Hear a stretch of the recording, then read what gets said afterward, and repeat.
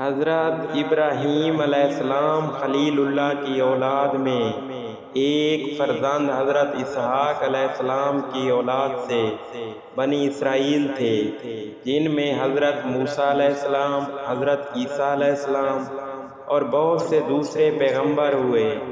اور دوسرے فرزند حضرت اسماعیل علیہ السلام کے 12 بیٹوں میں قید ارکی اولاد حجاز میں آباد ہوئی، جن میں عدنان سب سے زیادہ مشہور تھے۔ پیغمبر اسلام صلی اللہ علیہ وآلہ وسلم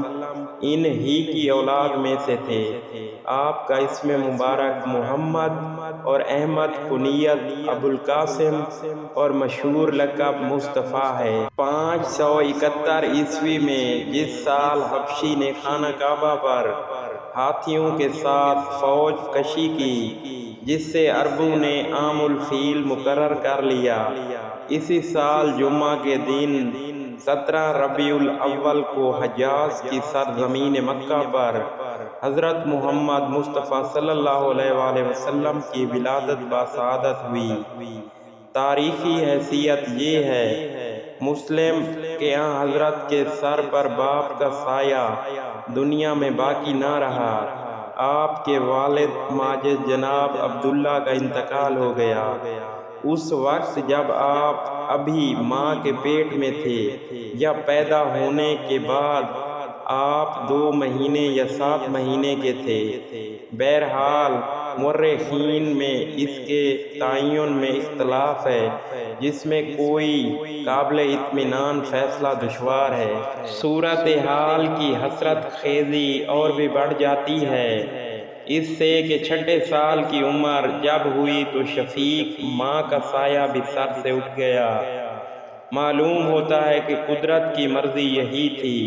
کہ تمام عالم کو اپنی محبت و شفقت کے سائے میں جگہ دینے والا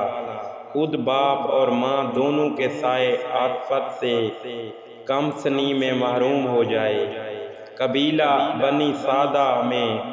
حلیمہ وہ خوش قسمت خاتون تھیں جو رسول صلی اللہ علیہ وآلہ وسلم کی رضاعت دودھ پلانے والی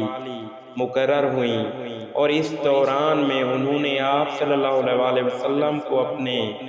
گاؤں میں رکھا۔ اس کے بعد 6 برس تک آپ اپنی والدہ ماجدہ کے ساتھ رہے۔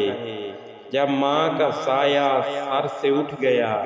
تو آپ کے دادا حضرت عبد المطلب نے آپ کو اپنے پاس بلا لیا اور اپنی اولاد میں سے سب سے زیادہ محبت و شفقت کے ساتھ آپ کی پرورش کی۔ مگر 2 برس کے بعد جناب عبد المطلب کی بھی وفات ہو گئی۔ انہیں اپنی زندگی کے آخری لمحوں میں فکر تھی تو اس بچے کی حفاظت کی، جس کے متعلق انہیں یقین تھا کہ آگے چل کر دنیا کے سامنے اس کا بہت بڑا مرتبہ نمایاں ہوگا۔ اس لیے جب اپنی زندگی سے بالکل مایوسی ہو گئی تو انہوں نے اپنے فرزند ابو طالب کو بلا کر حضرت محمد صلی اللہ علیہ وآلہ وسلم کو ان کے سپرد کر دیا۔ دوسرے بھائی سن میں ان سے بڑے موجود تھے، مگر عبد المطلب کی نگاہ دوربین دیکھ رہی تھی کہ حضرت محمد صلی اللہ علیہ وآلہ وسلم کے لیے جس طرح ابو طالب جانثاری کے ساتھ خدمات انجام دیں گے، اسی طرح کوئی دوسرا انجام نہیں دے گا۔ چنانچہ حضرت ابو طالب نے اپنی زندگی کی آخری سانس تک ہر طرح کے سخت سے سخت اوقات میں حضرت محمد صلی اللہ علیہ وآلہ وسلم کی نصرت و حمایت میں اس عہد کو پورا کیا جو وہ اپنے بزرگ مرتبہ باپ عبد المطلب سے ان کی اکھڑی ہوئی سانسوں کی آخری آمد و رفت کے عالم میں کر چکے تھے، اور اس وقت سے کہ جب رسول صلی اللہ علیہ وآلہ وسلم 8 برس کے تھے، اپنی زندگی بھر رسول اللہ کے ساتھ آپ کے چچا ابو طالب وہ محبت کرتے رہے جو اپنی اولاد کے ساتھ بھی نہ کرتے تھے، اور چچی فاطمہ بنت اسد وہ شفقت کرتی تھیں جس سے رسول اللہ صلی اللہ علیہ وآلہ وسلم کو ماں کی محبت کا لطف حاصل ہو جاتا تھا۔ اس لیے آپ صلی اللہ علیہ وآلہ وسلم نے چچی فاطمہ بنت اسد کے انتقال کے موقع پر یہ لفظ فرمائے